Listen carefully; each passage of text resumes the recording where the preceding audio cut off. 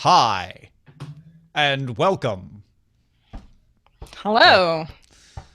We're watching Veronica's bot flood the chat room. Yeah. She's a little delayed. Yeah. I don't know what's going on there. Chill out, Bellbot. But have no idea if the best is bot. It's very poetic. Yeah, she is. Have you thought about publishing a collection of Bellbot's poetry? That would be good. A little chapbook. Yeah. Why is it called a chapbook? Does anybody know? I don't know what a chat book is. What's a chat book? That's like a thing where what I know to be chapbooks is people like putting out little small collections of their writings. So most of the ones I knew were poets putting out like small collections of their poetry. Oh, interesting.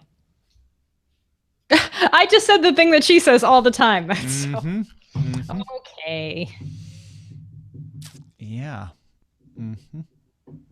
I don't understand. Okay. But I know that I like anonymous. I know that I like it. She says that all the time. See, now what does it mean when the bot whose language I've programmed starts when I start saying the things that she says? Right. Who's programming whom? Right. The programmer has become the programmed. Apparently, Bizarre Briefing won an award yesterday. Oh, yeah. Or did they? Or did they? That's not how I'm supposed to drink out of this water bottle. I just went. Yeah. Well, how are you supposed to? When you tilt it back, the straw doesn't get the water anymore. Oh, because it's a straw. Duh. Yeah. Of course. Makes perfect sense. Yeah, he kept drinking my coffee. I had a coffee in there. And he kept Why didn't he just make his own coffee? And he just had a coffee at the coffee shop. And this was my half. We had a carton of iced coffee. And he drank half this morning. Right. And then I took the other half. So he's looking at it as it's still part of the carton, which we're sharing. But he already had his half. Yeah, but he's like, but you haven't finished yours. So obviously from each according to their ability, to each according to their needs, you have the ability to give him coffee. No, that's baloney. He's being a Marxist. It's Bologna. Marx Bologna. Okay, well, let's do this show, shall we?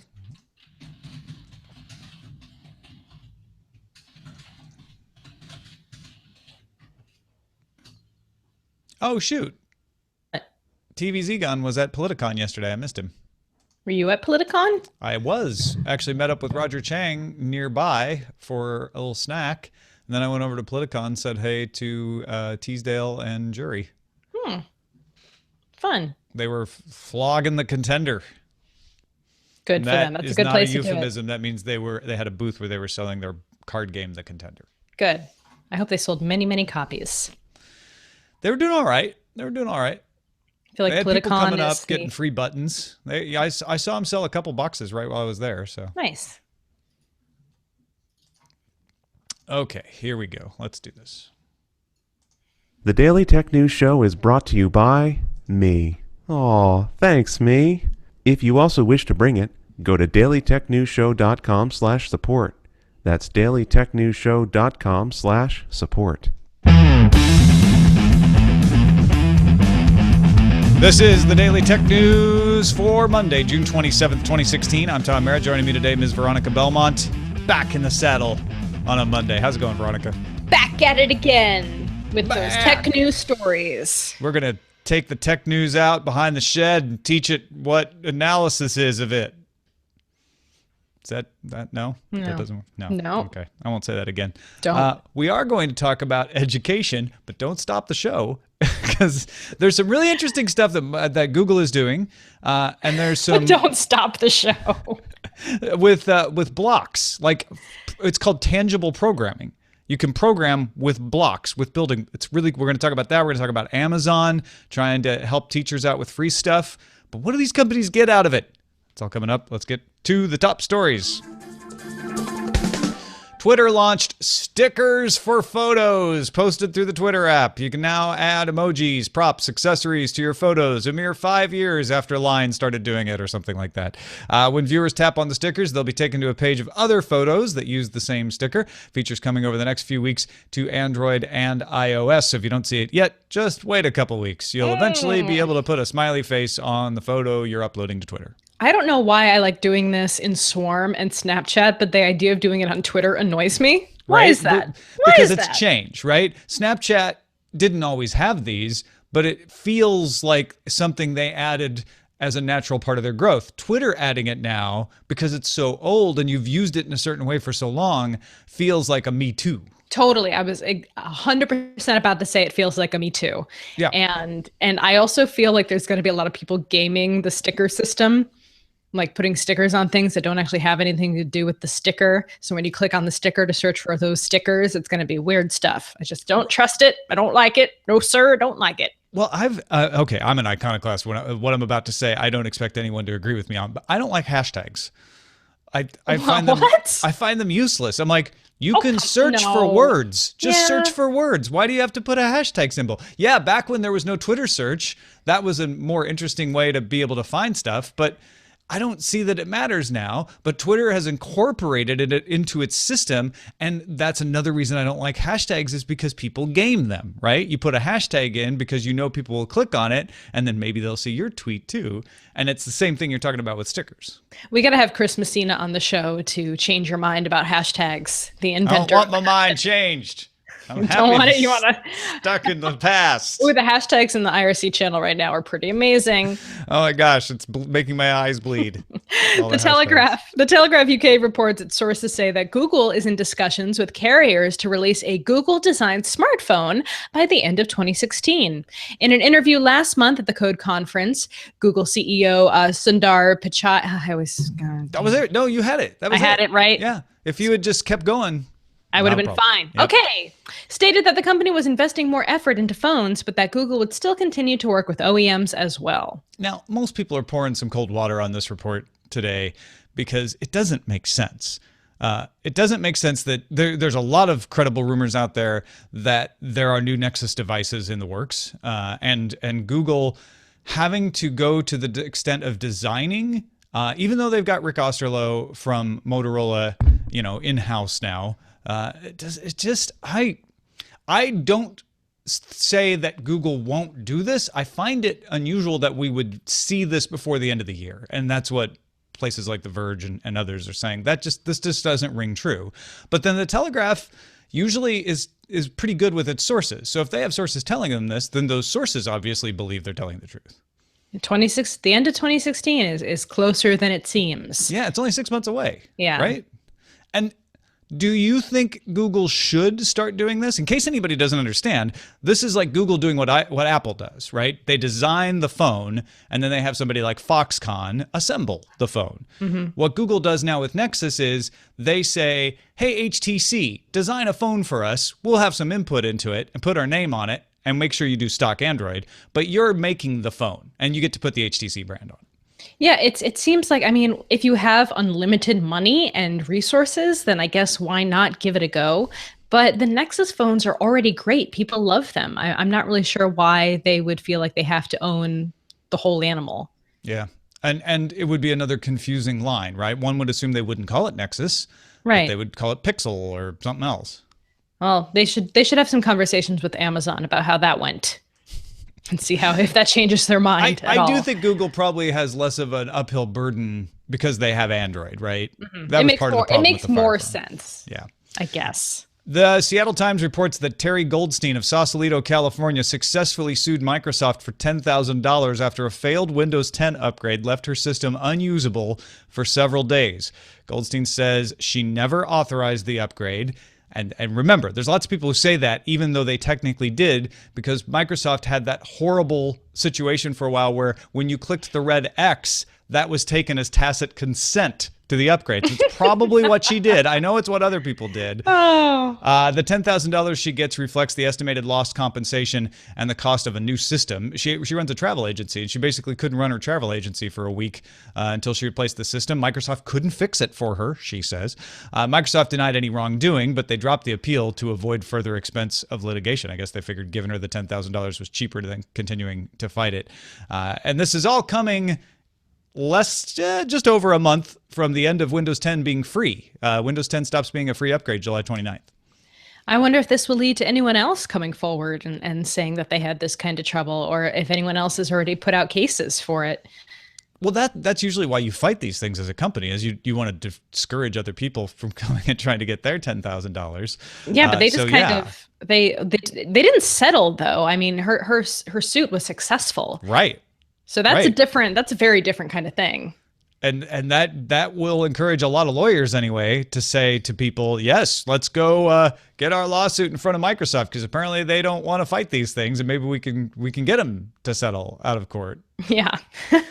I should have sued them after they blue screened my gaming PC over and over again. Yes. Like, I lost valuable Witcher hours, you guys. There's you can't put a price on that. Put a price on that. You can't. Like, you deserve damages, like pain and suffering damages. Pain and suffering. Yeah, exactly. Totally. I'm one of these people. Look, I want to the Microsoft fans and employees in the audience, I want to say, like, I have had no problem with Windows 10. I like Windows 10. I've done 3 Windows 10 upgrades, and they've gone swimmingly for me. So I know this isn't all of the Windows 10 upgrades, but I also know Veronica, Justin Robert Young, Joey Image, and I don't know Ms. Goldstein, but here's another one. I know plenty of people who've had their computers become unusable after a Windows 10 upgrade for whatever reason. And I had to go back to Windows 7. Right. Windows 7. Not even Vista, just like straight up, whatever. So there's something going on with that. And maybe that's just the normal, like, brand new operating system doesn't always work, and you guys just got caught on the wrong end of the percentage there. But that combined with this aggressive campaign where they were, I don't think literally, but they were accidentally tricking people into upgrading to Windows 10. You don't make closing the dialog window be the answer of yes. You make closing the dialog window saying, okay, no action was taken. I keep saying that. I know 7 came after Vista. I got confused for a second. Whatever, the 2 back. I had to go 2 back. It's been a while. My brain is kind of fried. 2 back, yeah. 2 back. 8 to 7, yeah. There we go. Or if you want to count 8.1 as another one. But yeah, it's true. You can do that. Andy Greenberg has an article on Wired describing the risks of using SMS as a second factor for authentication. Greenberg describes examples of social engineering where attackers convinced phone companies to redirect text to a new SIM card in their possession. Fake cell phone towers like Stingrays can also intercept texts, and hackers can exploit the SS7 protocol to spoof a change to a user's phone number. Services like authenticator apps or physical keys like YubiKey are suggested as stronger alternatives. Yeah, this is a good article to read. And Andy Greenberg does a good job of not being scare tactic. He's not scaremongering. He's saying, hey, if you're dealing with a company that only does SMS, sure, it's better than not having a second factor, but you should know that it's definitely not as good as an authenticator. And with any security issue, we're always saying it's a matter of degrees. Authenticator apps aren't foolproof either. There's all kinds of social engineering and other things you can do there, but they're better than SMS for several reasons. One is there's no connection between your authenticator app and the server, so there's nothing to be intercepted. And that's the big vulnerability with SMS is information is being sent to you, so it's possible in these many ways you described for people to intercept that information and then have your second factor.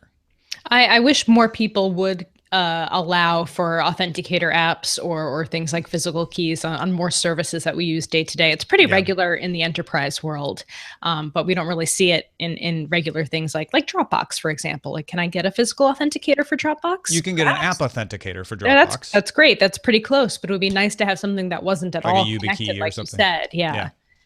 Well, and authenticator apps aren't connected, but they are on your device, right? So exactly. It's the subtle shades. And somebody in the chat room who was at PEDS just said, damn it, I just changed a bunch of logins to use SMS. If you weren't using any second factor before, that's better. Like, it's better to have the SMS than not. because it's another roadblock in the way. But if you have the choice to do something else like an authenticator or a YubiKey or something like that, then you should probably change to that if you can.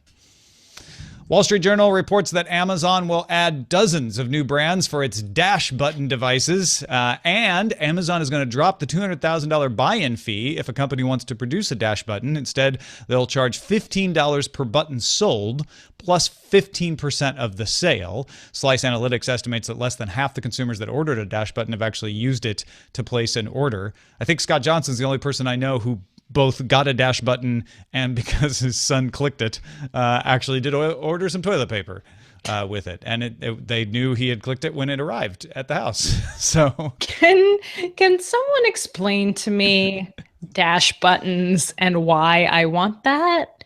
Like, I cannot think of anything. I mean, maybe if I had a kid and I had to reorder diapers like every 3 days. Sure. That is like the only use case that I can think of where I would need to be ordering something enough to have a physical button in my home. Here's I don't use it because they don't have the things I want, right? But I would definitely use it if I could get a Scott tissue.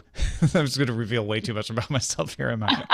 If I could get Scott tissue ordered in the big 24 pack, because we have 2 bathrooms, one upstairs, one downstairs, and I have to keep an eye on the one downstairs because we're not at it often enough to make sure we didn't run out downstairs. If I could just have a button so that when I notice it, I just push that button and I know more is on the way, that'd be great. But you know what this reminds me of? When I was a kid, we had a home security system, and my mom had like a panic button in her bedroom that was like above the nightstand. There was a little button you could push it and it would automatically dial 911. Okay. And when I was a kid, I thought that button was hilarious.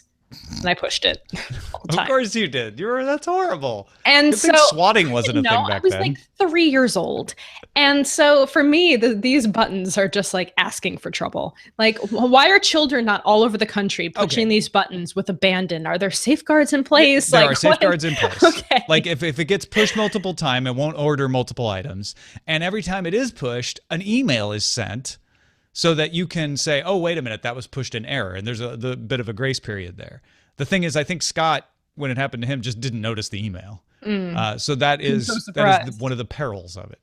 It feels like such an unnecessary thing. It just seems like a physical thing in the world that nobody would ever need. And it sounds like people are not really using them that often either. Okay, it says less than half consumers ordered a Dash button have used it. That you could also read this.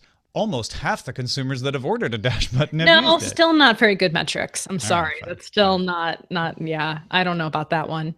I think this is a weird experiment and that I don't understand. Which means it can't be good, right? If I don't understand it, that means it's... As soon as the Scott tissue button arrives, I'm in. That's all I'm saying. Okay. Toy race car maker Anki has a new car called Cozmo with a body similar to the Pixar character Wall-E, a face like Pixar character Eve, and a mechanical arm that can move things around. Anki worked with Pixar to design the robot, and the toy has a built-in computer vision software to help recognize people and get better at games. An AI SDK will come at launch for developers to create more activities, which is rad. Cozmo launches in October for $179. I will admit, for a short split second, I got excited thinking Cozmo, the moped delivery from the .com era, was coming back. That's a K.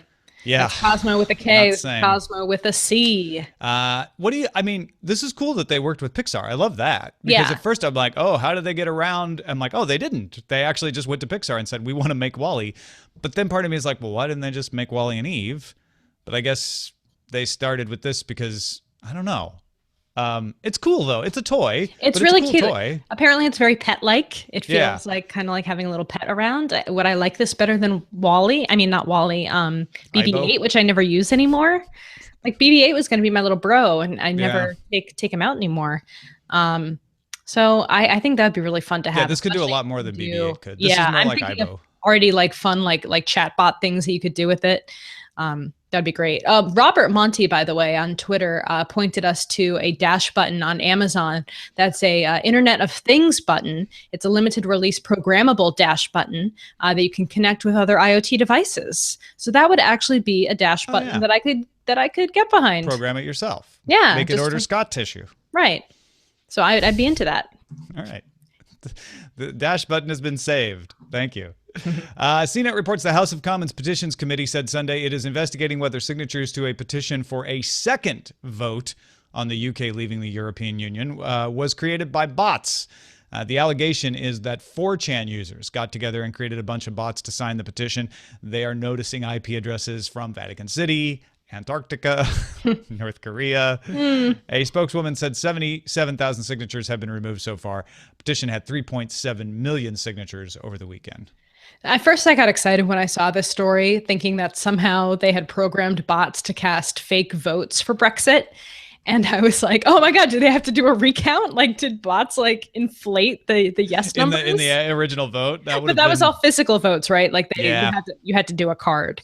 So there were no online voting for that particular vote. But this is, an online petition for a second vote, which will probably not happen, right? Are they going to let them do another vote? No. It's so close. I mean, it's so close. I shouldn't say never.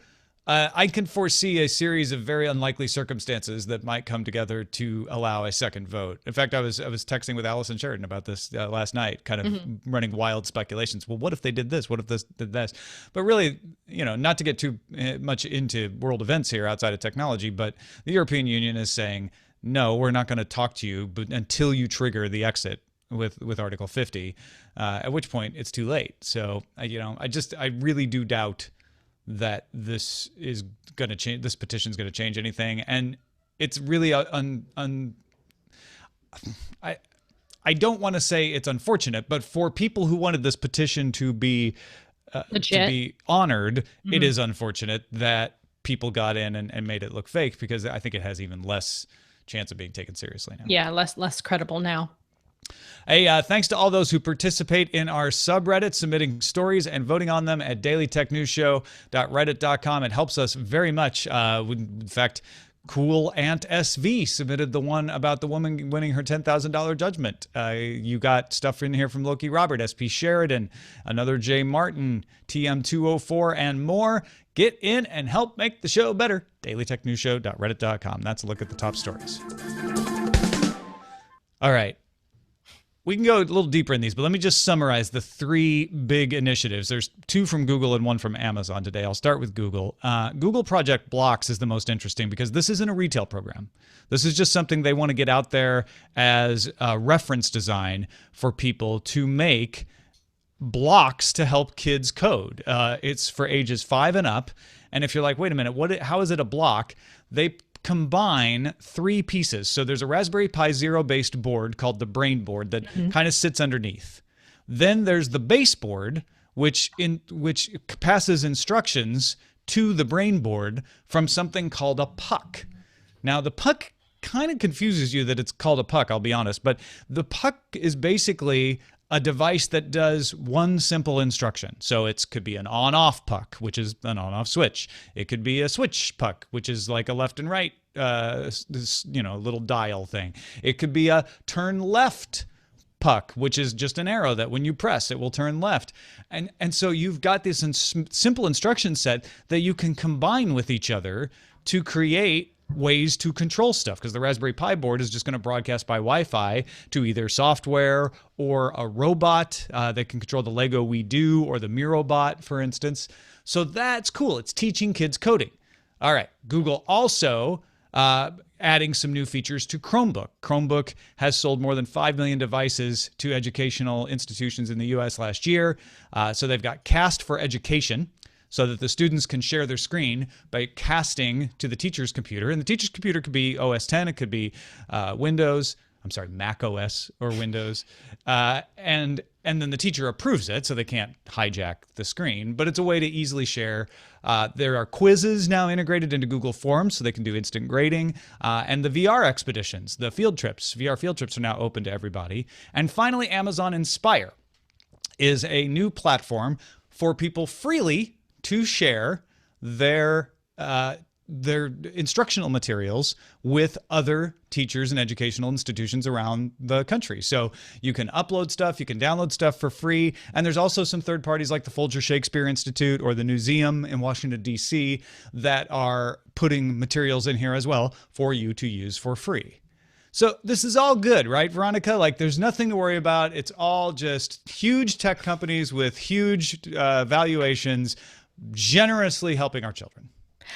You know, I was going to say, yes, this is all good, but the way you put that now makes me concerned. What are you getting at, Tom? Are you saying there's some nefarious plan happening? Well, okay. So Amazon does this for free for now, right? Mm-hmm.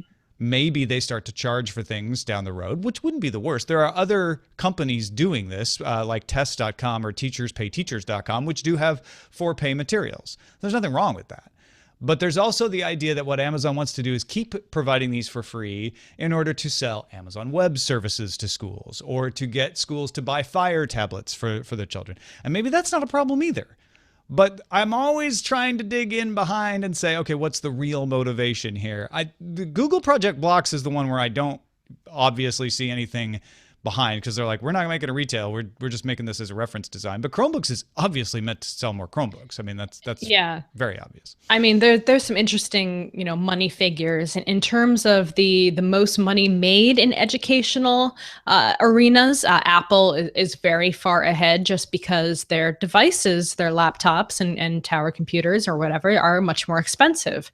But in terms of sheer numbers, Chromebooks is killing it because they are less expensive. They're very easy to take care of and update. And now that they're integrating all these other kinds of tools that teachers can use for pretty cheap, that's going to make them a big standout in that space, as though they weren't already.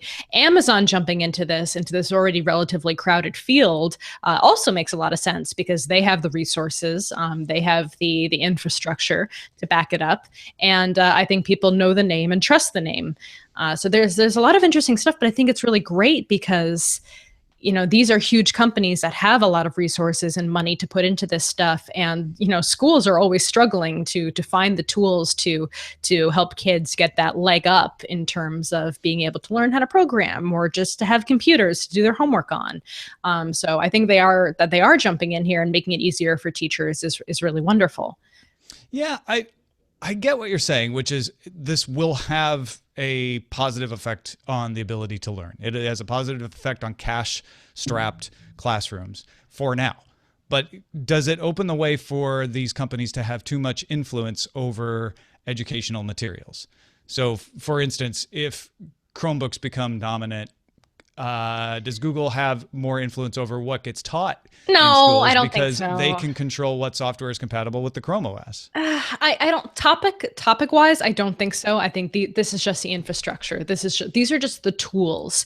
I mean, being able to use Google Forms for a quiz online with your teacher in your classroom doesn't have any impact on what that lesson has to be about. It's just the tool that the teacher is able to use that makes his or her job. That Google, says it's not collecting. Oh, wow. You really have become cynical.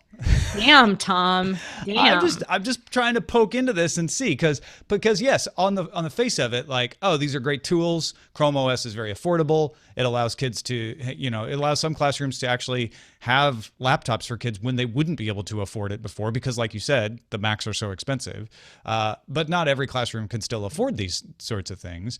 The downloadable classroom instructional materials, I think, is better. I guess what I would prefer is if it were an independent, maybe open source organization providing the backbone for this, rather than Amazon, which can change their mind someday, start charging for things, shut down the program. I mean, Google's very famous for just like, we're bored with this now. It doesn't really work for us. Shut it down and leave people in the lurch. Yeah, I mean, that is definitely a concern, but I feel like Google at least is in this for the long haul. They've been doing stuff for education for quite some time. And in my brain, as you're kind of nagging on this, I'm like, what if Google's just grooming kids to be like Google automatons? That's the fear, right? That's the real fear. I think what we're talking about here is that we just are concerned that they're indoctrinating the youth of America to work in their Google brain farms in 15 years.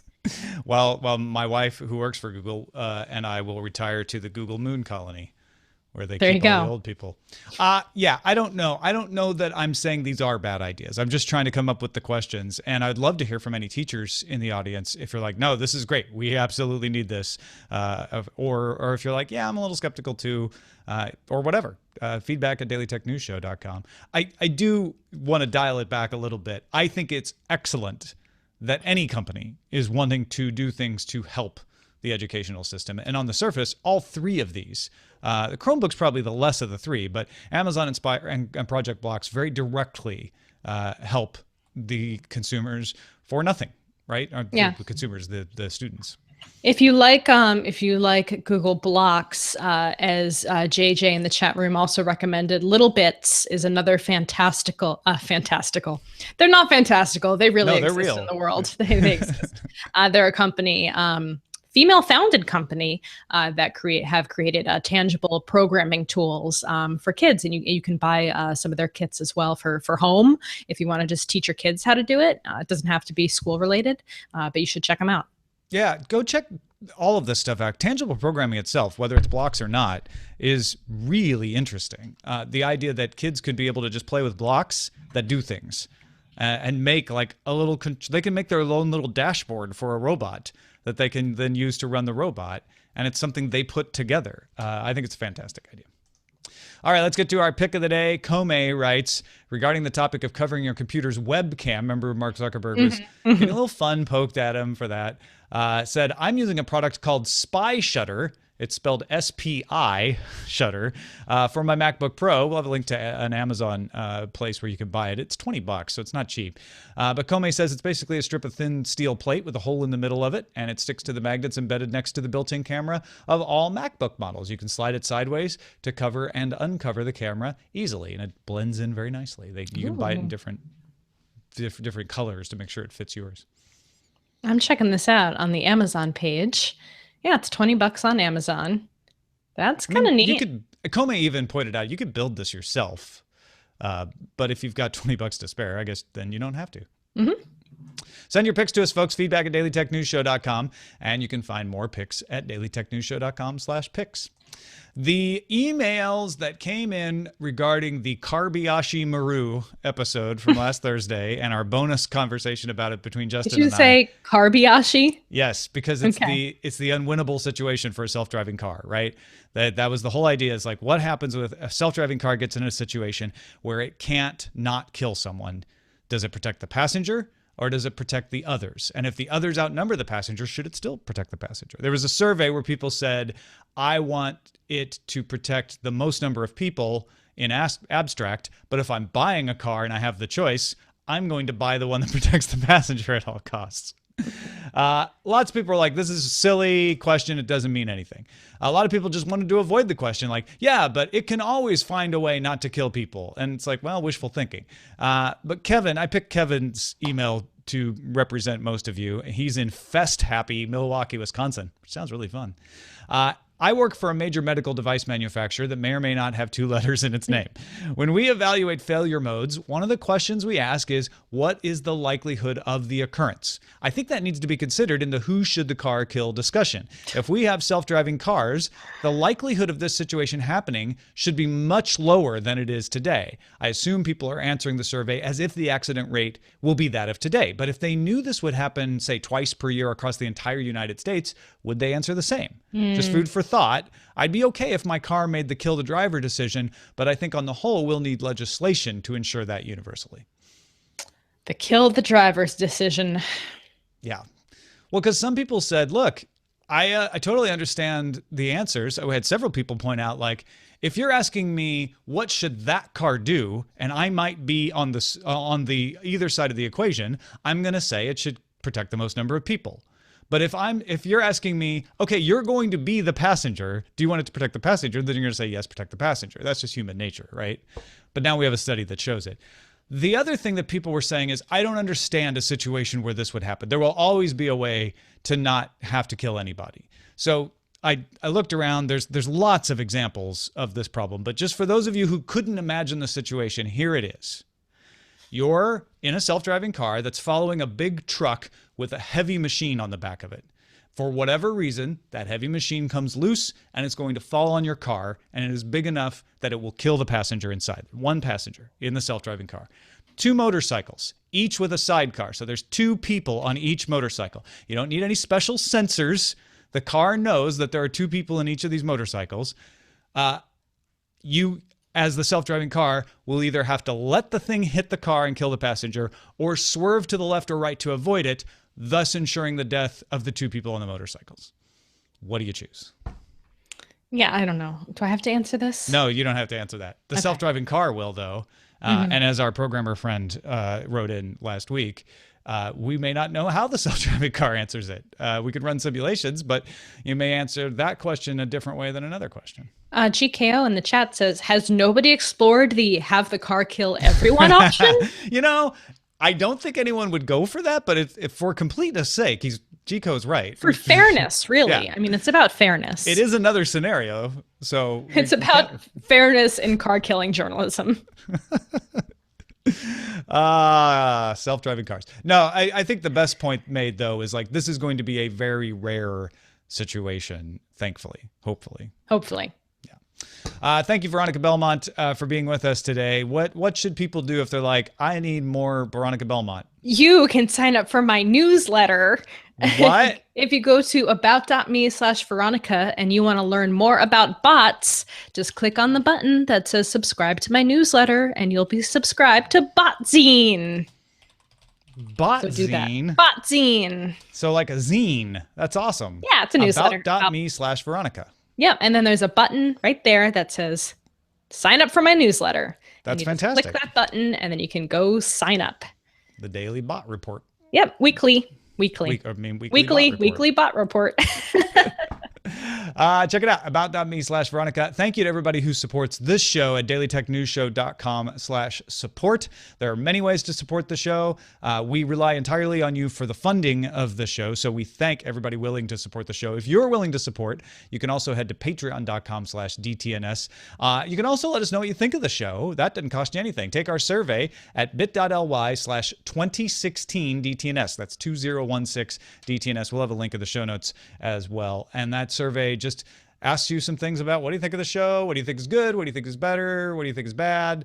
And it helps us to navigate and keep the show improving. Also, don't forget, weekends are not dormant at dailytechnewsshow.com. On Saturdays, Mike Range posts the weekly Tech Views, a hilariously inaccurate but fun way of recapping all the week's technology news. He even has an ebook that collects all of 2015 in one volume called The Internet is Like a Snowblower. And last week, he reduced the price to $1.99. So check that out at dailytechnewsshow.com as well. Our email address is feedback@dailytechnewsshow.com. You can give us a call, 512-59-DAILY. Catch the show live Monday through Friday, 4:30 p.m. Eastern at alphageekradio.com and diamondclub.tv. And visit our website at dailytechnewsshow.com. Back tomorrow with Patrick Beja. Talk to you then.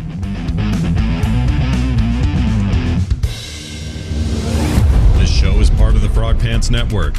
Get more at frogpants.com. Diamond Club hopes you have enjoyed this program. Yes. Woo woo. Well done, player. All right.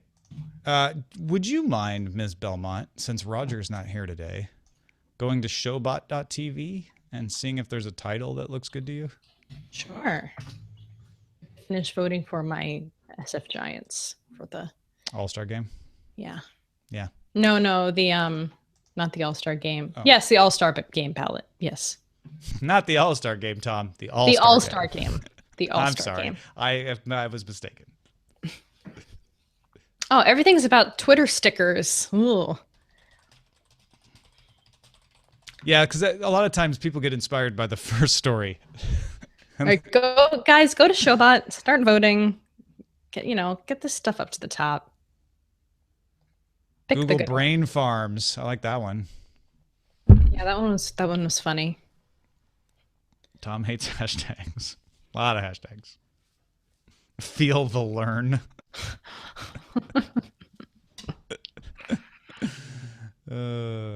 Stuck in the past. That's good. Fantastical. Veronica is not dashing. What? Aw, mean title. I don't remember what Stuck in the Past is about. The hashtags? That's me being stuck in the past, not liking hashtags. I said that about myself. Okay. Do you sticker? I like Feel the Learn. Feel the Learn? I like Feel the Learn. All right, let's go with that. That's good. Right. I like that one too. So I guess there's some drama with the podcast awards. Oh, you guess. Yes, there What was. happened? Okay. So to explain, I wasn't up for anything, so I have to. Yeah. Well, I was up for Cord Killers. Cord Killers didn't win, which is fine. I don't love awards shows. You know this about me. Yeah. On the same time, I don't want to appear ungrateful. Like the podcast awards honored Daily Tech News Show with an award last year, and I'm very appreciative of that. I also am incredibly appreciative of what the Diamond Club audience, the chat realm audience, did with the voting campaign. So don't take my apathy about awards in general to be unappreciation.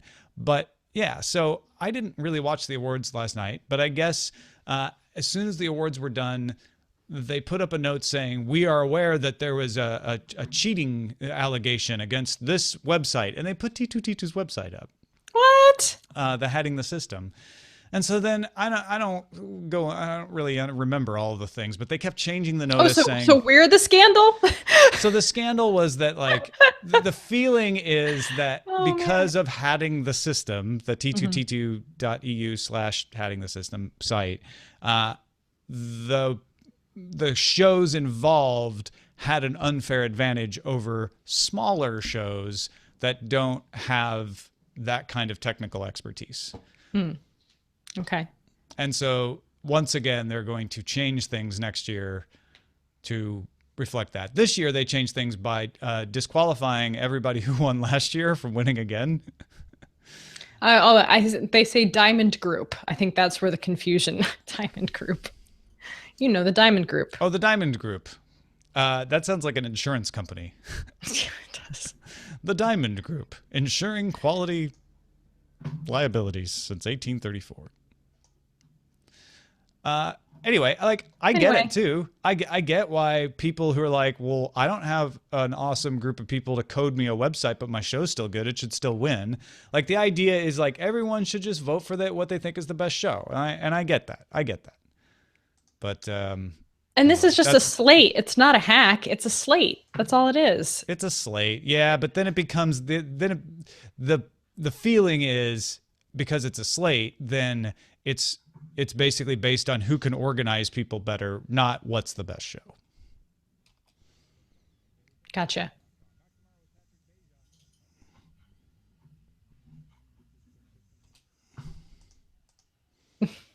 Drama. Yeah.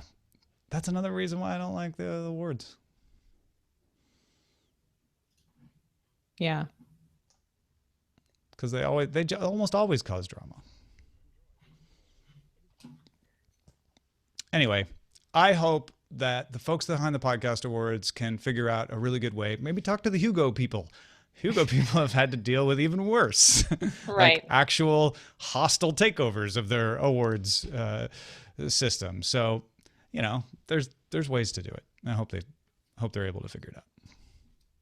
Because it's one of those things where like, well, the rules permitted you to do this. So, I don't know. Mm-hmm. A lot of spirit of the awards versus the letter of the law conversations happening. Mm-hmm. Gotcha.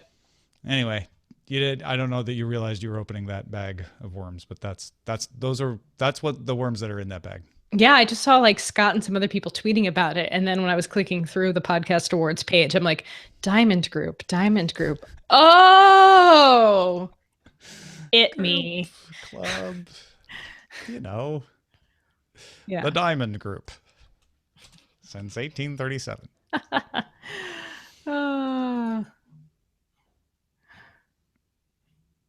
Crazy. Yeah, and people are like, well, they put it up to a fan vote on the internet.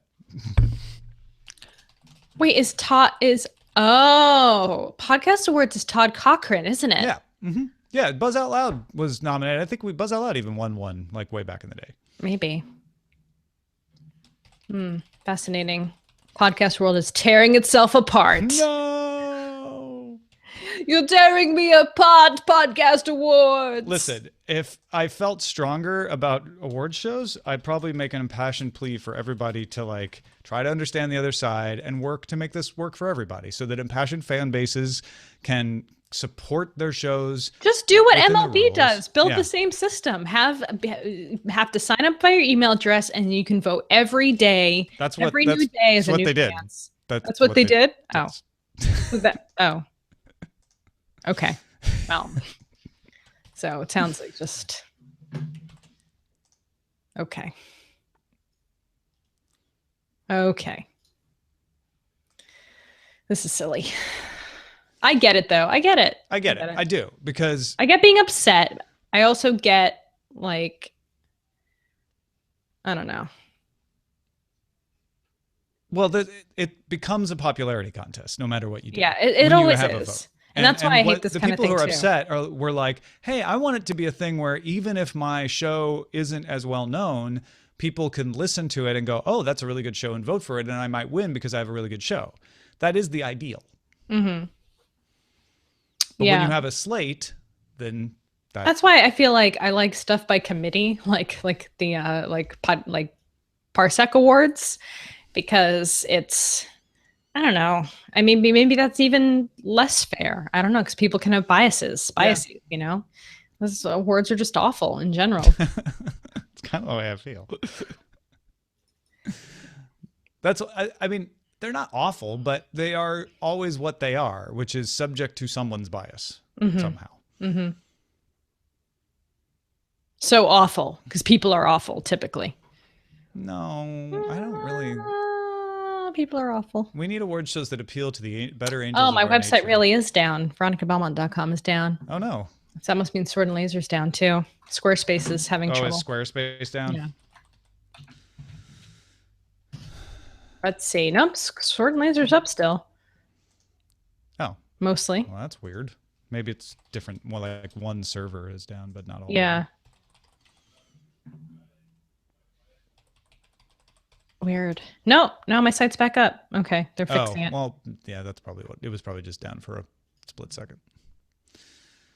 I'm pivoting professionally. I didn't see this since you changed it. Yep. I like that you are literally pivoting in the picture.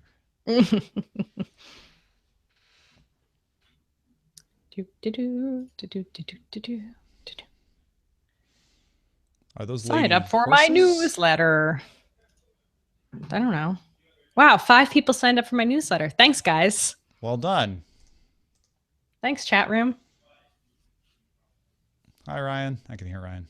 Can you? Is your Ryan on? Because I can. My Ryan's on a little loud. Sorry, I forgot to turn my Ryan off before the podcast. Get it? In fact, I'm going to turn my air conditioner back on. So you don't hear Ryan anymore? No, because I had to turn it off because I knew you would notice it if it came on. Oh, you are looking a little sweaty. Just kidding. You're not really looking sweaty. I just said that. No, I probably am. No, you're not. It's warming up in here. What was I gonna go look at? I'm tired. I might take a nap before the Sword and Laser book club. Oh yeah. Let me know what folks think about time traders. Okay. Yeah, thanks specifically to Jackie Hearn for signing up for the newsletter. Yay, Jackie Hearn. It's good stuff. Is that why that's on it? I uploaded the Daily Tech Headlines show to SoundCloud today. Mm-hmm. So if people are using the SoundCloud RSS for some reason, which if you are, you're probably not actually listening to this. But spread the word. If you are, then you're going to get Headlines and DTNS together because they're both in there. Oh, I was going to look at Goodreads. That's Why is that not working?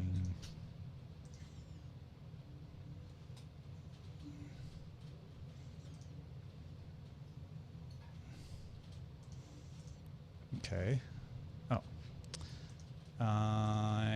Feel to Learn. That's our title, right? Yep. You know, I collect the buttons of the major candidates every year, every 4 years, I guess. I ordered a Bernie Sanders, a Donald Trump, and a Hillary Clinton. I have not gotten the Hillary Clinton one yet. Oh. The other two came pretty quick. Wow, I love that our book pick this month is free on Kindle. Yeah. That's great. I went ahead and got Audible. I used one of my credits for Audible. They do have it. Mm-hmm. And I think it's even WhisperSync, but I don't think it WhisperSyncs with the free version. Oh, what? Because it's public domain. Mm. Okay, that's okay. All right, bye-bye, okay. I'll go over to Hotline Monday. We're almost done. That's Hotline Bling. Still what I think about every time I hear the name of that show. Yeah, me too. I don't know that that's a bad thing, though, right? No, I don't think it's a bad thing. It's just a thing. It's a thing, Tom. It's a thing. That used to be a show. That used to be a show. That used to be a thing. It used to be a thing. It's not a thing right now. It might become a thing again. I'm not going to say never. I don't win that hotline thing.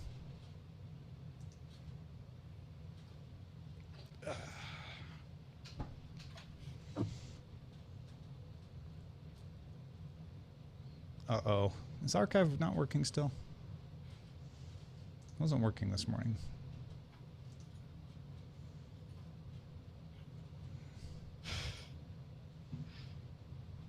Feel to learn.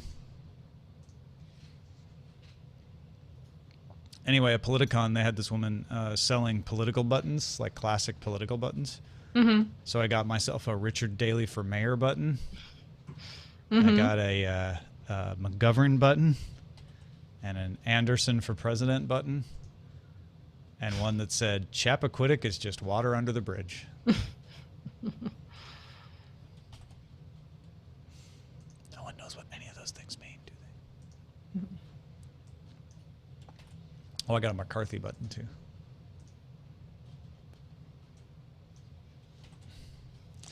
I guess they were pretty cheap too. So I guess collecting old campaign buttons is not a hot commodity. Good hobby to have. Cheap.